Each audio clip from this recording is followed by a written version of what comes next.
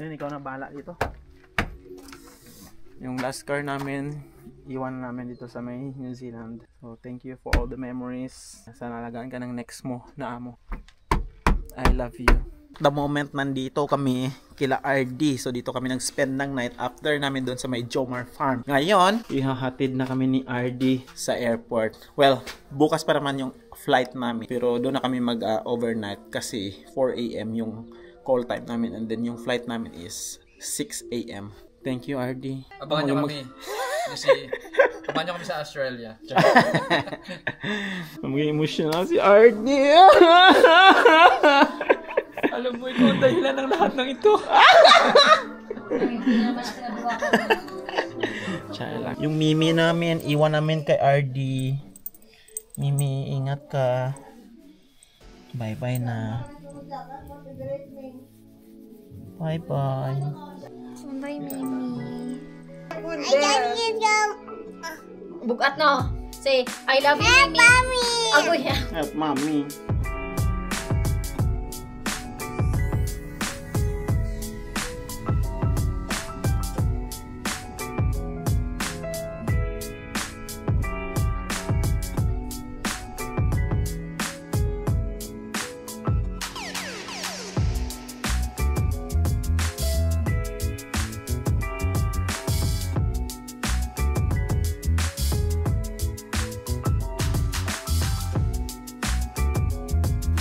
Finally, nandito na tayo sa may hotel.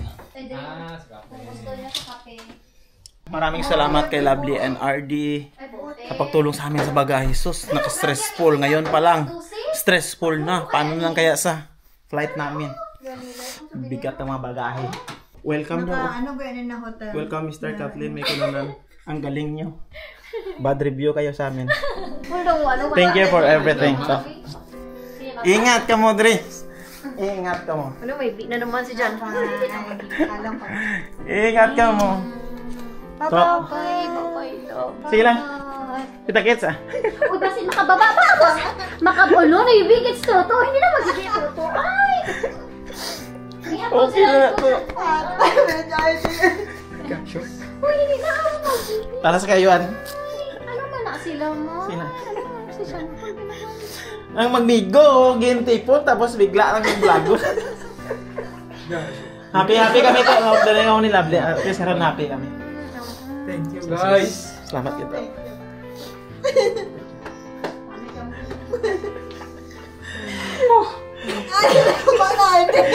Okay. Ingat. Bye-bye.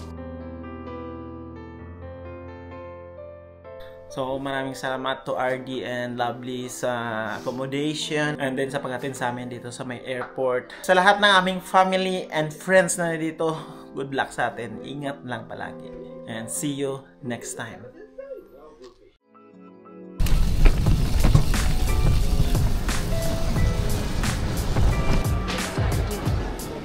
Good morning guys, nandito na tayo sa may airport. Saan ba tayo pupunta? We're going to... No, we are not going to Australia. We are moving to Australia. Lipat kami ng Australia and then doon naman kami mag-explore. Doon naman kami mamumuhay. Nag-abroad na nga, mag-a-abroad pa. Samahan nyo kami sa aming adventures going to Australia. Samahan nyo kami at ating tuklasin ang napakagandang bansang Australia. So we're moving to Australia for good kasi meron tayong nahanap na opportunity doon. Opportunity para kay Mrs. Hi, Papa. So, merong opportunity na nagbukas para kay Mrs. doon sa Australia. Siguro bibigyan ko pa kayo ng mga more details pagdating na natin doon kasi medyo hassle pa dito sa airport. Samahan niyo kami in this new chapter of our lives. Let's do this. Australia, see you in a bit.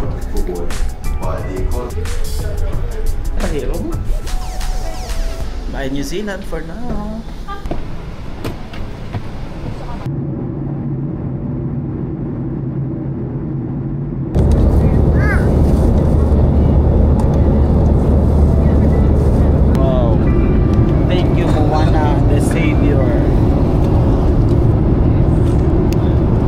So far so good, behave naman sa Pau Pau. Pero wala siyang matulog. Yun lang. gusto niya manood TV, wala pang tulog, and hopefully makatulog siya so that hindi siya upset mamaya pagdating sa Australia. Okay, mami? Yeah.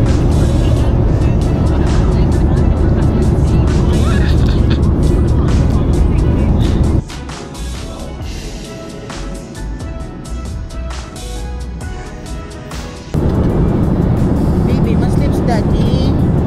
No, Jagan. O hindi ka matulog, magpatulog ka. No, Jan.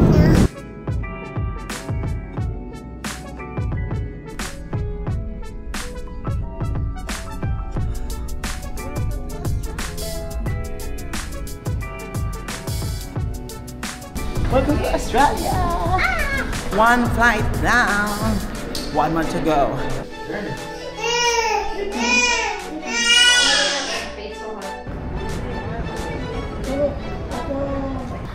Tayo nga muna. So meron tayong 8 hours na layover, and then yeah, we'll see. Tignan natin kung anong pwede natin gawin dito for 8 hours. Waiting for the bus, and we're going to the domestic airlines.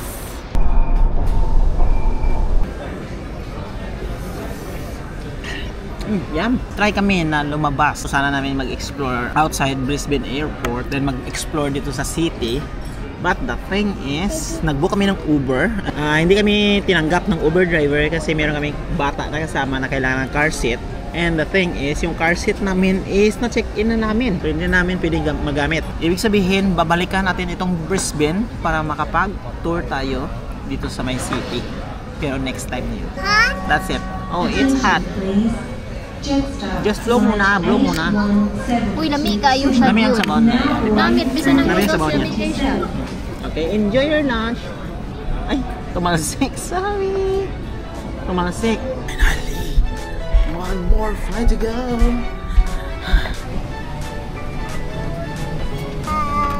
One more flight and we are in our new home. Home, yes.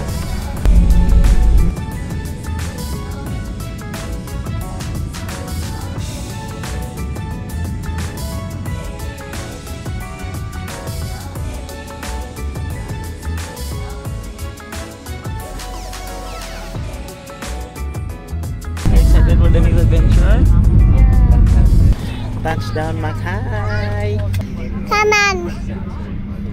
Watch you getting on 5 tips. Okay? Vlogger bata mo.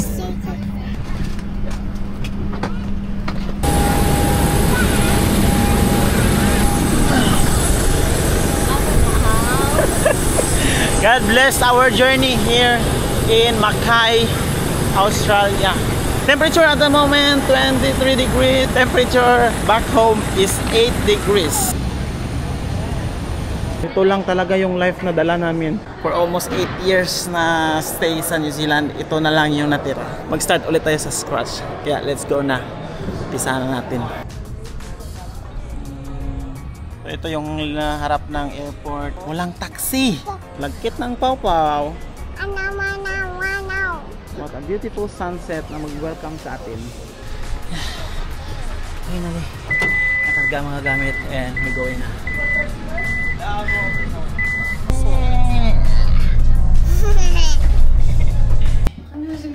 So tiring day.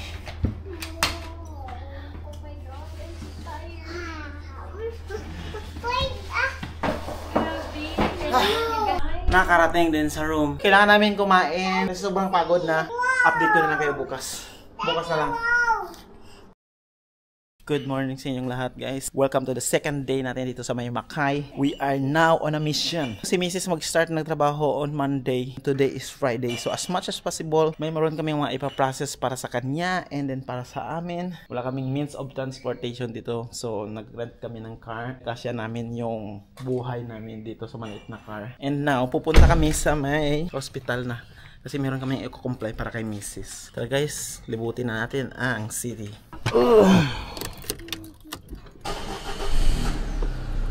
Isa lang man sila ka-map. First time to drive in Australian road. Ready, set, go! Wait lang, Papa. Are you ready, Papa? Okay, let's go! Alright!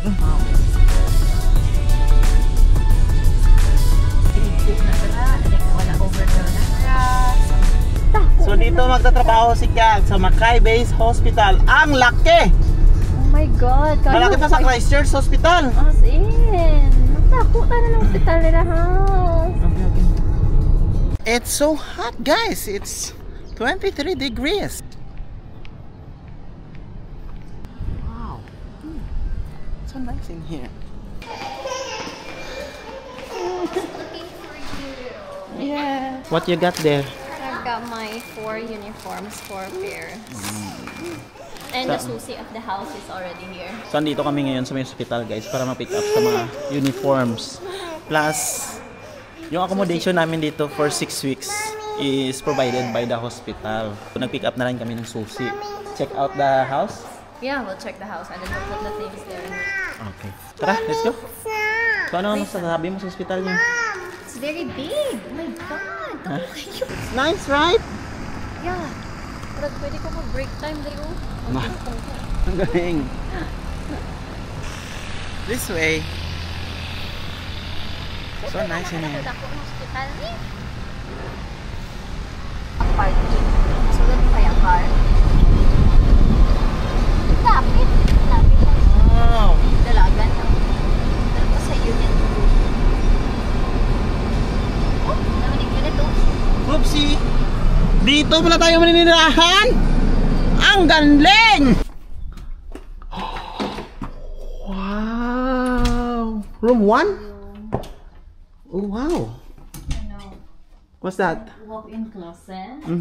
In suite? And then suite. Ay, wow. Ang galing. Nice. This is our new house. No, that's different. Huwag tayo maging maging attached dito sa may house na to kasi 6 weeks lang tayo dito. Oh wow, you wanna walk? Mommy! Wow! Wow, nice. How do you open it? I don't know. My TV! It's so nice! Wow! You like it? Aba! Wait muna! Remote na yun? Oh, another bedroom! It's a 2-bedroom house! Wow! Nice! Thank you, Mackay Base Hospital! Now put another toilet. At least hindi mahirap yung pag-move natin dito kasi meron silang pinrovide na accommodation. And actually, pati yung plane ticket natin is i-reimburse nila. So, well, laking tulong talaga, di ba? So cute. And dito yung ating kitchen. Kasi, oh, gas range. Open the fridge. Open the fridge. Hello? No. Oh, close. Close. Oh, there you go. Oh, dito tayo siguro magsampay. Ano, may road? Ako na we're walking May? something. May mga bamboo. Oh, okay, okay. Oh, it's nice. May tubig. Look at this, mommy. Look at this. You know what's this? You know what's this? It's coffee. Huh. Yeah, it's coffee. Yeah. May tanglad na oh. Nah. Okay, so this will be our house for the next 6 weeks. So within 6 weeks, dapat makahanap din kami ng aming accommodation, yung sarili nating atin talaga ba. We are very excited sa mga magaganap dito sa may Australia, and we are really looking forward kung ano man ang magiging life natin dito. I guess that's it for this video. Guys, kung gusto nyo kaming samahan sa aming adventures dito sa may Australia, like and subscribe. Try natin ipakita sa inyo ang ating buhay dito sa Australia. Yes, sa lahat ng ating mga friends and family dyan sa may New Zealand, we are okay here. Okay lang kami dito, huwag kayong mag-alala. See you on the next video. Bye! See you in the next video!